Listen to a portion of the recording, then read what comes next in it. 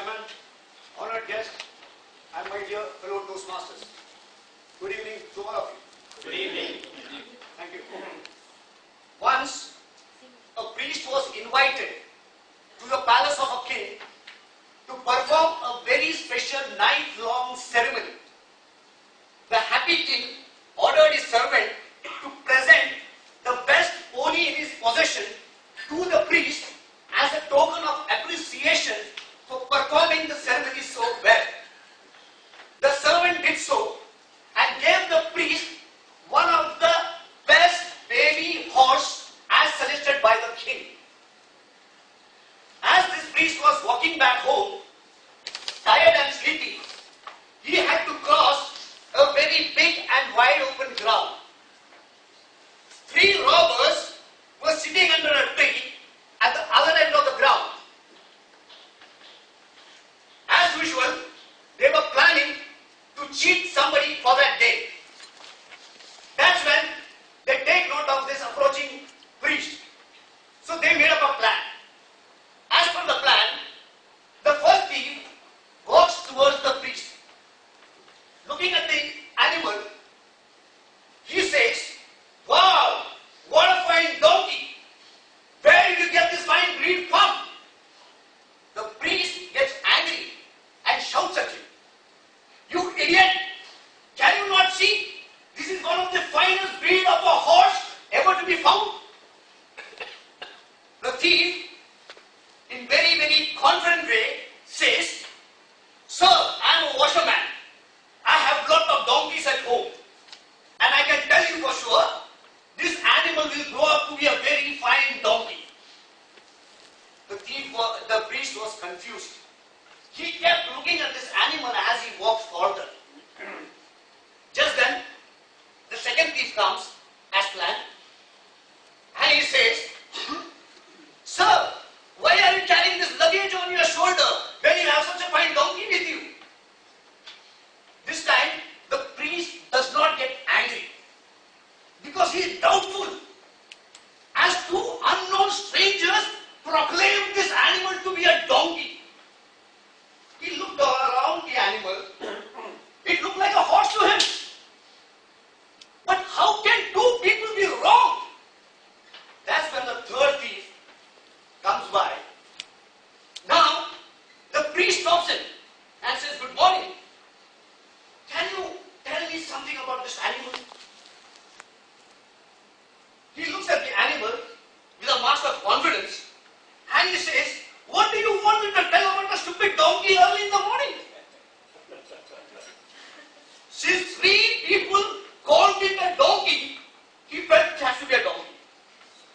With lot of abuses for the king and the servant for cheating him, he requested the stranger by handing over the pony to release it somewhere in the forest so that he doesn't look like an idiot in front of his wife. Friends, this is what I call the dangers of artificial confidence. One day, I was talking to some friends of mine from the shipping industry. I said, "I have an expert inquiry from a place called Broad Ding Nag." Immediately, one fellow said, "I heard this name. I think it is somewhere in Europe." And another fellow very confidently said, "It is in Germany, man." I said, "Germany?" "Yeah, I've been there." "Are you sure?" I asked him. "Yes, of course. It's a tiny village in Germany. On my last trip to Germany, I deal there with my family, it seems."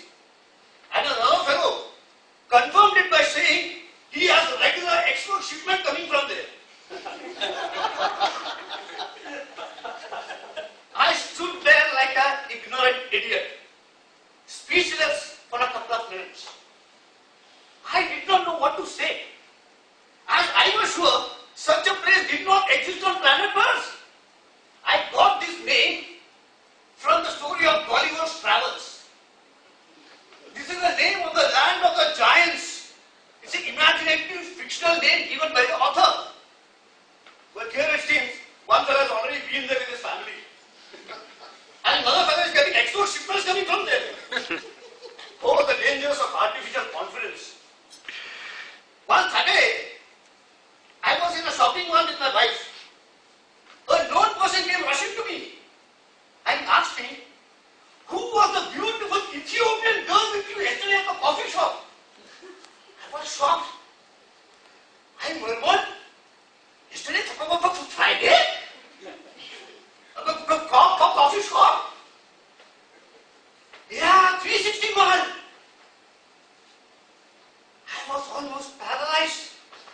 You see, he waved at me and I waved back at him with the girl by my side. I stood there like a small child in front of my wife, waiting to be punished for not doing the homework. I thought at least now she will divorce me. No, she did not. Unfortunately, she still did. For a simple reason, that Friday, I was full day in her sight. Just imagine my state. If for a couple of hours I was out of her sight. Oh God, the dangers of artificial confidence.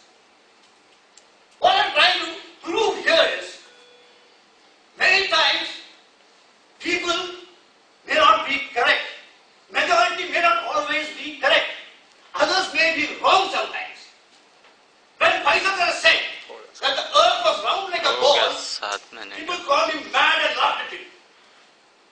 But he had the self-confidence to say that he was correct and the world was wrong. So do not compromise on your self-confidence even if a majority happens to rebel against you. Just keep marching forward till your goal is achieved. It is this self-confidence that gives us the energy to move from strength to strength. That becomes our goal in life to achieve something, which in one word means perseverance, the word of the day. Thank you.